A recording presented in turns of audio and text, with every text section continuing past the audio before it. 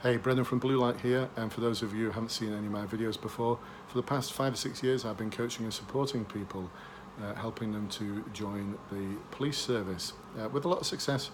A good sort of 3,000 or so are now in the police as a result of the support I provided. So you probably noticed I'm not in my usual location.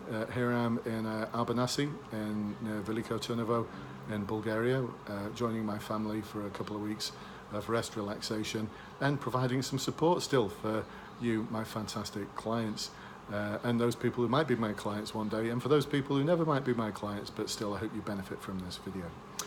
So what this video is all about, well, I'm in Bulgaria at the moment, and I often get a lot of EU citizens and people from outside the EU who haven't got the 3 years of necessary residence in the United Kingdom, who want to be police officers, who have the right to apply to be a police officer as soon as they get that magical 3 years in. And I suppose this could be equally applicable to anyone who aspires to join the police. You might be doing a degree in policing at the moment, or a degree, or you might be just thinking, I want to get a little bit of life experience. So what sort of life experience should you get? Because I often get asked, what books can I go and read? Well, the answer there is none. There's no books that are going to help you prepare to join the police. What I advocate is you get off your backside, stop using Google, and start finding out what policing is all about, its challenges, what it involves, its values, but not by reading the website, but getting out there, talking to police officers. So get yourself involved in policing in any way you can. Special constabulary might take you a little bit too long, and you might fall foul of that 3-year residency issue. So what I'd advocate there is you go to community meetings, you go to any type of event that the police are holding, and ask questions of those people there of, what's it like to be a police officer, what are the current challenges, local challenges, how does being a police officer affect your family life? You might not want to answer that question, you might need to build up a little bit of rapport first, or they might be quite happy to answer it. What advice would you give me if you could roll yourself back all the way to 6 months before you applied? Those sort of questions. I'd also try and find out a little bit about what the priorities are for that local area, and also for the force, and how they translate into actionable things within the service. And about the code of ethics. How does the code of ethics influence and affect those police officers? Find out how they do problem solving, how they do community policing, or if there's any gaps there.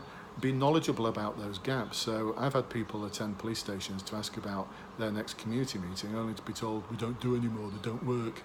And for it to be a poster outside the police station advertising a community meeting from 2 years ago. For their website to have police officers on it that are meant to be neighbourhood police officers in that area that have moved on years ago, or for the inspector to have retired 2 years ago. I can still remember now walking past posters that said I was the neighbourhood inspector for Sale. I'd been retired for 2 years, and I'd not been the neighbourhood inspector for something like 6 years. I'd moved on to another neighbourhood. So no matter how many times I prodded the force, it took them years to remove that poster at one of the railway stations. My daughter found it very amusing, by the way. She'd stand by it and giggle. So get yourself out there and find out about what's going on in the police. And at the same time, start volunteering if you can, and doing useful things within community. So a lot of my clients at the moment, I've not got them, they've done it themselves, but I've recommended it. They're out there supporting homeless charities on Friday and Saturday nights, rolling up the sleeves and getting involved in highly complex and difficult decisions and situations, where they are there at the front line of problematic, complex social issues, as opposed to going out with the mates. They're out there at 11 o'clock at night, 2 o'clock in the morning, helping those people who have got the most challenging needs in our society. And the amount of evidence they're building up, which is going to support them in the interview and the application process, is just second to none. Of course, continue to watch my videos and all of my support, and ask to join my Facebook support group. Over 4,000 people now are part of that Facebook support group, helping each other and guiding each other in a very ethical way to join the police. So if you've liked this, please do click that like button if you're watching this on Facebook. Any comments or questions below in the comments box. Similarly, if you're watching this on YouTube, press that subscribe button and you'll, by the magic of email, get to be notified when I next publish a video. A lot for you to do there, folks.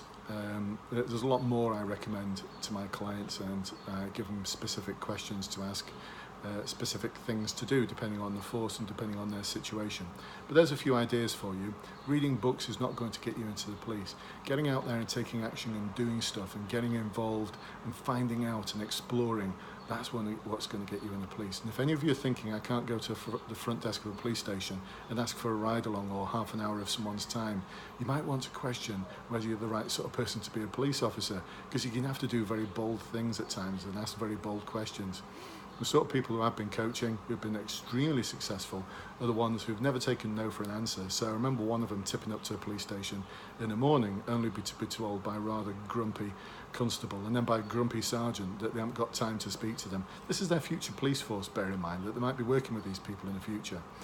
So he went away and went to a neighbouring police station and asked them, and they welcomed him in with open arms. He got a rather snotty email from HR saying, no one told you you could do this, and he emailed them back to say, well, no one told me I couldn't. And he's in the job now. Merseyside Police, I seem to remember. Another one of my clients got the grumpy response in the morning and just asked, well, what time do you have a shift changeover? And she came back half an hour after the shift changeover and got an outstanding welcome and got a guided tour of the police station. And when they tell you don't do ride-alongs, find a force that does and wave it in their face and say, this force does, why don't you? Because often they'll bleat something about data protection, insurance, something else, some other nonsense. These are just bleating excuses. Every force should have a ride-along policy. If it doesn't, get them to create one. How cool would that be as evidence for solving a problem? How you manage to get your force to have a ride-along policy. West Yorkshire Police have got one. Go and have a look at theirs. And several other forces do. So if they do, why don't the others?